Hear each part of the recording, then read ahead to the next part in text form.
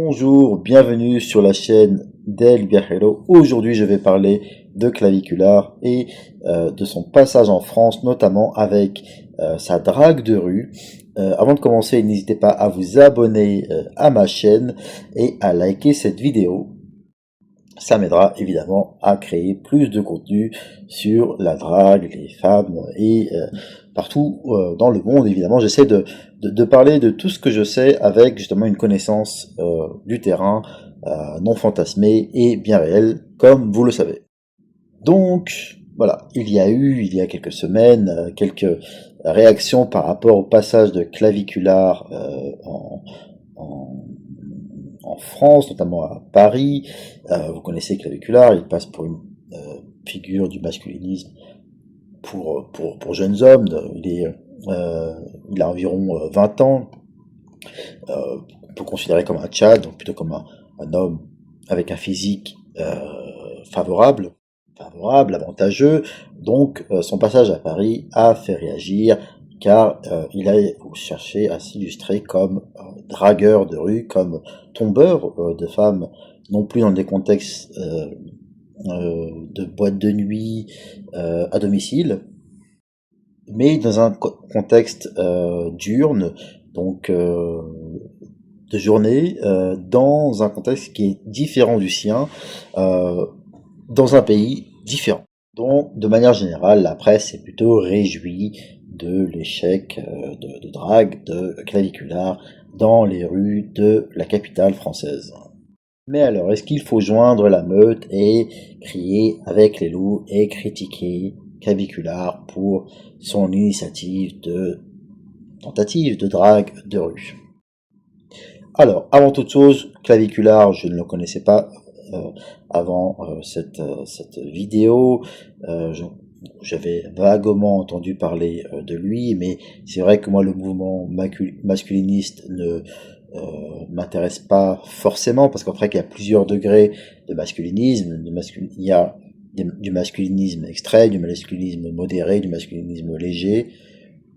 Finalement, on peut mettre un peu tout et n'importe quoi dans ce mot dont le sens est complètement galvaudé aujourd'hui. Donc voilà, masculinisme, finalement, ça ne veut pas forcément dire grand-chose, mais voilà, il est mis dans cette catégorie de influenceur masculiniste. Et donc, voilà, moi, je ne vais pas prendre de parti pris, c'est une personne que je ne connais pas, donc je ne vais pas critiquer le personnage. Alors, je sais qu'il est une certaine jeunesse, il est jeune, il a seulement en début de vingtaine, à un âge où, même si on a rencontré un certain nombre de femmes, on reste relativement inexpérimenté quand même, du fait que justement on soit une personne jeune, voilà, qui de plus a grandi, voilà, c'est vraiment un produit du réseau social. Il a grandi dans les années 2000, il a grandi avec les réseaux sociaux, donc finalement il s'est fait connaître par les réseaux sociaux, et là où il a eu un certain succès, notamment aux États-Unis, parce que connu, voilà, il s'est essayé à un autre marché, si on peut dire ça comme ça, un autre terrain qui ne le connaît pas du tout, ou le connaît tout du moins beaucoup moins. Donc ça n'a pas marché. Alors, j'ai envie de dire, première chose, je vais pas me joindre comme indiqué à la meute. Il est très très très difficile d'être expert en drague à 20 ans.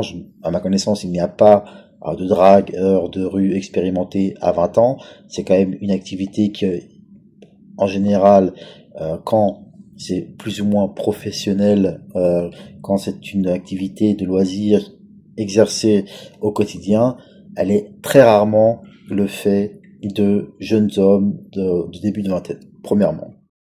Donc on peut pas vraiment lui en vouloir de pas avoir réussi son coup, étant donné qu'il est jeune. Alors vous me direz, mais il se filme dans les clubs en train de rencontrer des filles, etc. Alors déjà on connaît pas le contexte. Déjà, c'est un contexte de boîte de nuit, ou donc déjà un endroit propice pour ça, un endroit où justement les gens sont parfois un peu avinés, donc un peu plus disposé à faire des rencontres, ce qui n'est pas le cas de la rue. Il faut savoir qu'un dragueur de rue, à la base, il va approcher une personne qui avait d'autres projets que de parler avec lui. Alors, évidemment, ce n'est pas grave, ce n'est pas un problème, c'est le côté un peu truculent de la drague, c'est que finalement, on intervient subrepticement, brièvement parfois dans la vie d'une personne, pour peut-être lui changer un petit peu la journée, peut-être parfois changer le déroulement de sa journée, de bout en bout, selon la direction qu'aura pris la rencontre, l'approche de l'homme vers la femme. Donc voilà. Déjà, je pense qui s'y connaît un petit peu en drague, normalement aura admis que voilà, ce sont des contextes différents. Certaines personnes sont meilleures en boîte de nuit parce que voilà, ont besoin peut-être de s'alcooliser avant. Il n'y a pas de mal à ça. Mais dans un contexte dur où parfois il faut être donc à jeun, si on peut dire ça comme ça, donc sans être alcoolisé, c'est beaucoup plus dur, c'est beaucoup plus compliqué, et ce n'est pas à la portée de tout le monde. Donc il y a déjà quelques raisons pour ne pas trop lui en vouloir d'avoir un peu raté son approche dans les rues de Paris. C'est que, un, il est très jeune, il n'y a pas d'expert dragueur à 20 ans, sauf erreur de ma part, je n'en ai jamais croisé. Deuxièmement, il est peut-être davantage expert en approche en boîte de nuit dans un contexte qui est plus favorable à ça. À la rigueur, c'est tout à fait explicable, il y a des endroits qui sont plus propices à ça, où des femmes sont peut-être un peu plus disposées à le faire. Et puis, il a dragué des femmes dans un terrain qui n'était pas le sien. Donc, on ne peut pas attendre une personne qui ne connaît pas comment fonctionne, quelle est la psychologie des femmes du marché qu'on a ciblé, de se tromper. Et d'échouer. Voilà. Après, on pourra lui dire, bon, c'est de sa faute, il a voulu montrer qu'il était un tombeur, et ça n'a pas marché, donc tant pis pour lui. À la rigueur, bon, on peut se réjouir de cette manière, mais finalement, ce n'est pas forcément très pertinent. Moi, encore une fois, je répète, je m'en fiche de Camille Ficolard, je ne sais pas même pas ce qu'il fait, et regarde, je m'en fiche, mais je dirais que au moins, il s'est mis en danger en essayant ailleurs, dans un contexte où il n'était pas forcément familier, dont il n'était pas familier, qu'il ne connaissait pas du tout. Donc normalement, une personne qui connaît un petit peu la drague, qui sait vraiment se départit de tous ses préjugés par rapport à ce qu'incarne Claviculaire, se dira, bon, il a voulu essayer, il s'est trompé, bon, il n'a pas fait la bonne approche. Et c'est vrai qu'il y a pas mal de choses critiquables dans son approche. Déjà, bon, il approche des femmes avec des caméras, il approche des femmes avec d'autres personnes, donc ce n'est pas tout à fait de la drague de rue, c'est un peu mise en scène. Donc c'est vrai que finalement, je pense qu'il n'y a que l'inexpérience qui peut l'avoir amené à avoir fait quelque chose comme ça, parce que vous avez tous vu des vidéos de drague sur internet, vous voyez comment les hommes font, ils dépêchent quelqu'un avec eux, qui vont les filmer à distance, et lui va faire des approches sur le terrain de femmes, et tout sera enregistré. Voilà. Donc, Claviculaire a eu évidemment la mauvaise façon de faire, bon, j'ai envie de dire, peut-être à cause de ses réseaux sociaux, donc il a voulu tenter une approche et se faire connaître de cette manière sur le terrain français. Ça n'a pas marché. Encore une fois, il est trop jeune, il n'a pas eu la bonne approche, il a peut-être mal été conseillé pour le faire. C'est vrai qu'à la base, la drague de rue, ce n'est pas une chose bien maîtrisée dans outre-Atlantique. C'est vrai que c'est plutôt à la base quelque chose de latin, quelque chose qu'on voit plutôt dans les pays du sud de l'Europe, voilà, et beaucoup moins dans les pays anglo-saxons et même beaucoup de pays asiatiques. C'est une chose qui est très très spécifique, voilà. Et donc voilà, Claviculaire, mauvais dragueur en France certainement, mais encore une fois, il n'a que 20 ans. Est-ce on est expert à temps? Sûrement pas. Est-ce que c'est facile de s'essayer à un marché qui est très différent et réussir au premier coup? Non. Est-ce que c'est facile de draguer dans un pays dont en plus on ne maîtrise même pas la langue, il ne parle pas le français, et bon, c'était déjà très compliqué. Alors oui, il a parlé en anglais, mais déjà c'est un peu moins naturel, et puis beaucoup de femmes françaises ne maîtrisent pas l'anglais, et puis évidemment personne n'a envie de se faire filmer en train d'être dragué, donc c'était mal mené depuis le début. Mais encore une fois, euh, on peut se poser la question du pourquoi de l'initiative de cette vidéo, évidemment, mais on ne peut pas vraiment s'en prendre au fait qu'il ait échoué. Certains diront lamentablement. Bon, il a essayé, je dirais. Il a mal organisé son fait. Je pense que dans d'autres circonstances, peut-être habillé différemment, dissimulant un peu ses muscles, peut-être avec un abord peut-être un peu plus timide, peut-être avec une personne le filmant à distance et lui approchant, non pas des groupes parce que c'est beaucoup plus risqué, en plus lui-même accompagné de personnes, mais en approchant des femmes toutes seules, individuellement, avec une approche un peu plus modeste. Je pense qu'il aurait eu des euh, des euh, des possibilités. Et encore une fois, qui connaît qui s'est déjà essayé à la règle de rue aura un nombre conséquent d'échecs, on recevra un nombre conséquent de non. Souvent, justement, les personnes qui ne s'y connaissent pas du tout en drague de rue, s'imaginent que à la première tentative, les choses fonctionnent. Non. Voilà, vous avez vu suffisamment d'experts en séduction, en drague, qui vous ont dit qu'essayer, il faut, même pour les plus BG, pour les plus beaux gosses, même pour ceux qui ont le physique peut-être le plus avantageux, etc., etc., le taux de succès de ces personnes est peut-être de 5 ou 10%. Donc c'est un numbers game, et c'est très difficile de réussir. Donc c'est pour ça que les réactions, pour moi, pourquoi elles m'ont fait réagir finalement, c'est parce qu'elles sont plutôt le fait de personnes qui ne s'y connaissent pas en drague de rue. Normalement, toute personne qui s'y connaît en drague de rue, voilà, se dit bon bah oui, c'est normal qu'il n'a pas réussi pour telle ou telle raison que j'essaie d'énumérer ici, et aussi parce que justement il a mal organisé son initiative. Voilà. Mais je suis persuadé que si il s'y reprend, s'il est un peu mieux conseillé, s'il y va seul, s'il peut-être s'habille différemment, je pense qu'il aura peut-être un peu plus de succès. Voilà, je pense que c'est pour ça qu'il n'a pas réussi. Voilà.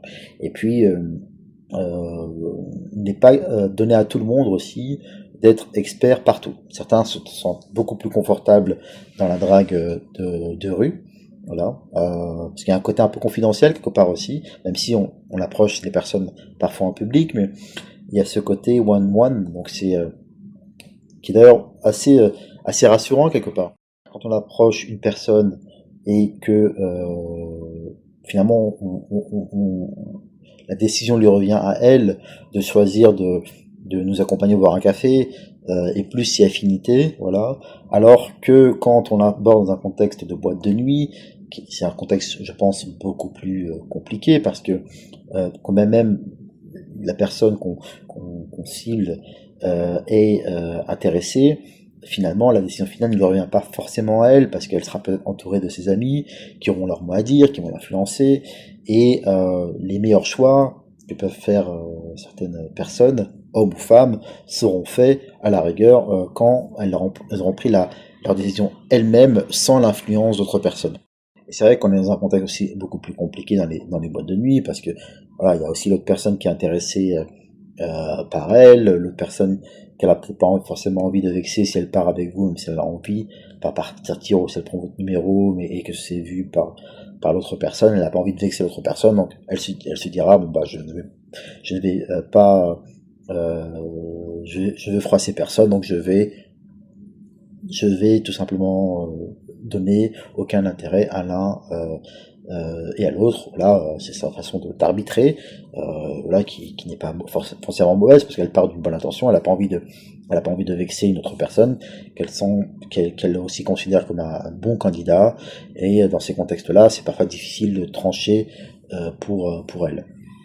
Je tenais à exprimer mon point de vue par rapport à l'approche, la tentative de drague de rue par un américain claviculaire masculiniste qui a essayé de draguer des Françaises dans les rues de Paris, ce qui est déjà pas une mince affaire pour un Français de manière générale, même quand il est BG, même quand il a le physique peut-être, l'air, le charisme pour être un peu plus successful dans sa démarche. Voilà, c'est une chose qui est très compliquée, il n'a pas réussi, pour les raisons que j'ai listées. Rejoindre la meute pour crier avec les loups et lui rire au nez parce qu'il n'a pas réussi. Moi, je respecte beaucoup l'effort, enfin, de manière générale, surtout dans ces faits-là. Toute personne qui a fait un peu de drague de rue, ça demande tellement d'humilité.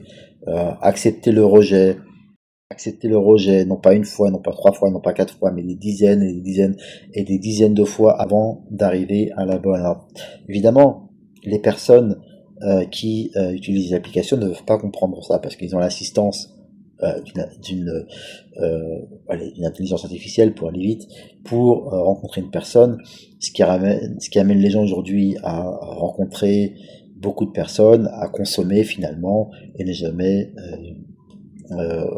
comprendre la valeur de ce qu'ils ont rencontré. Quand tu rencontres une personne par la drague de rue, par l'effort donc, ça demande beaucoup d'humilité parce que déjà le rejet peut être systématique, immédiat, euh, très très rude aussi, très froid, mais il y a cette sensation d'être battu pour avoir pour avoir la fille.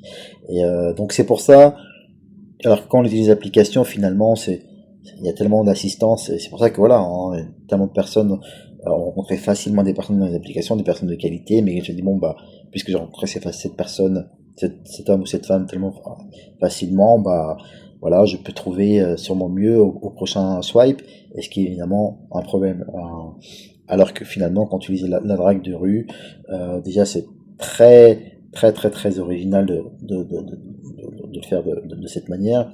Et puis aussi, voilà, si on a trouvé une fille qui nous plaît, qui correspond vraiment à ce qu'on recherchait, on n'a pas envie de renouveler l'expérience, on la garde, et puis euh, voilà, on va pas aller le lendemain en chercher une autre, parce qu'on dit putain, waouh, j'ai mis de l'effort pour retrouver celle-ci, je veux la garder, je vais, voilà. Alors c'est vrai qu'il y a beaucoup de femmes qui pensent que si tu es capable d'aborder les filles dans la rue, ça veut dire que...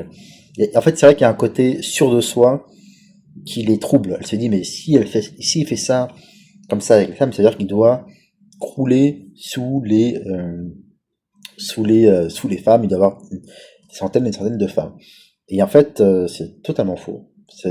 Là, je pense qu'il y a une très grande naïveté de la part des filles qui pensent que justement, parce qu'elles ont rencontré une personne des applications, qu'elles sont safe, ça veut dire qu'elles ont trouvé quelqu'un qui sera plus sérieux. Ce qui est totalement faux, parce que même des personnes qui ne savent pas forcément s'y prendre avec les femmes arrivent à rencontrer des femmes assez facilement. C'est notamment le cas, beaucoup le cas vraiment, alors peut-être moins dans les pays occidentaux, moins en Europe, mais très clairement le cas dans les pays d'Asie, voilà, où beaucoup d'hommes n'ont pas forcément d'expérience avec les femmes, mais qui auront, grâce aux applications, rencontré beaucoup de femmes, voilà. Et sans forcément, en ayant gagné de confiance en eux, leur permettant d'aborder les filles. Voilà, moi, je trouve que c'est bien comme évolution, elle a utilisé les applications pour aller vers le naturel, c'est-à-dire aborder une femme dans un contexte différent, la rue, un café, peut-être une discothèque, parce que ça reste plus naturel une discothèque, quoi qu'on en dise, qu'une application. Voilà, donc en fait, et surtout parce que ça amène une consommation un peu malsaine, il n'y a rien de plus beau, je pense, que d'avoir une femme après qu'on a rencontré une femme, après qu'on a dansé avec elle, de rencontrer une femme après qu'on l'a abordée dans la rue, peut-être parfois la voix, avec des trémolos dans la voix, avec voilà, un ton de voix peu assuré, parce que ça arrive, hein, même quand on aborde des femmes dans la rue régulièrement, il peut arriver qu'il y a des fois, bon, bah, il y a des femmes qui intimident, qu'on a, qu'on a du mal à lui parler, et que même le sentiment de honte vient alors qu'on a peut-être déjà abordé des centaines et des centaines de femmes. Alors j'ai dit des centaines de femmes, alors des personnes m'ont dit, ah, mais alors, non, si on fait le ratio de ce que j'ai dit plus tôt, il y a un taux de succès euh, très très bas par rapport au nombre de femmes abordées. C'est une réalité et j'ai envie de dire tant mieux parce que déjà c'est une démarche humble. On devient humble en voyant les femmes dans la rue. On devient humble parce que l'échec on le reconnaît, on le rencontre au quotidien, on est rejeté au quotidien. Mais parfois on reçoit de très très beaux sourires, on reçoit de très très belles euh, très très beau retour. Voilà, donc en fait, il faut jamais en vouloir aux filles, hein, de nous rejeter. Encore une fois, c'est nous qui nous dérangé. Alors, évidemment, c'est toujours un peu frustrant quand le rejet est immédiat, froid, sec. Mais bon, c'est vrai qu'on est venu déranger. Voilà, donc c'est vrai que personnellement aussi, quand une personne m'aborde pour me demander de l'argent dans la rue, alors que j'ai forcément pas rien demandé, c'est vrai que moi-même je suis un peu embarrassé, gêné, donc voilà, c'est à peu près la même chose finalement, alors pas totalement, mais vous m'avez compris, et c'est pour ça qu'il faut pas forcément leur en vouloir, il faut leur ravaler sa fierté justement, ne surtout pas aller vers les mots violents, même si évidemment parfois on a envie de jurer, hein, mais bon, encore une fois, il faut être humble et voilà. Donc pour revenir avec la véhiculare, j'ai expliqué mon point de vue, voilà. Donc n'allez pas tout de suite me ranger chez des masculinistes, je sais même pas ce que c'est. Enfin, je sais ce que c'est, mais voilà, c'est pas ce qui me, c'est pas ce qui me parle en fait. Moi, je parle du principe qu'il n'y a pas de mauvaises femmes, il n'y a pas de mauvais hommes. Il y a juste actuellement deux mondes qui se font la gueule et qui n'arrivent pas plus à se parler efficacement. Alors, il y a les gens qui sont un peu plus malins, qui trouvent leur voie en prenant des chemins de traverse. Alors, je pense que la drague, ça peut être un très bien, car la drague a quelque chose d'inouï quand même pour une femme, la drague de rue, encore une fois. Parce que la drague par application n'est pas du tout de la drague. Parce que quelque chose d'inouï, parce qu'inattendu. Alors c'est vrai que beaucoup de femmes se font draguer, mais ce n'est pas tous les jours, c'est pas toujours bien fait. Mais quand il y a une personne qui est originale, qui aura le mot, qui la fera rire, et puis le physique, qui les reviendra, parce qu'il y a quand même un aspect physique, il faut quand même revenir un petit peu, mais un petit chouille à la femme qu'on aborde, voilà, ou sinon c'est vrai que ça n'a pas forcément marché, mais moi ça m'est quand même arrivé un certain nombre de fois qu'une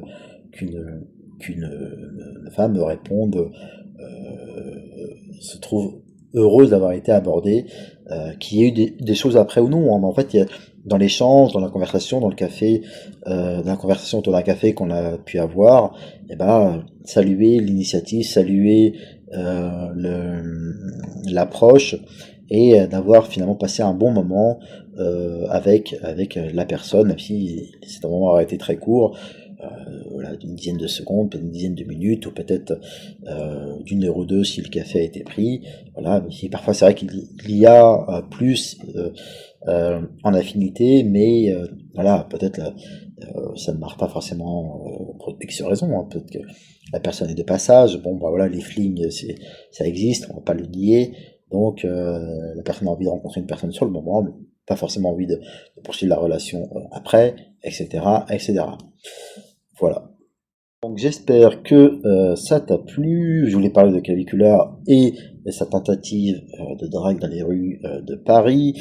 Voilà, n'hésite pas à t'abonner à ma chaîne, à liker cette vidéo, voilà, ça va m'aider à faire d'autres vidéos de contenu sur là, le dating, la drague et d'autres sujets évidemment par la suite. Merci à toi, au revoir et à bientôt.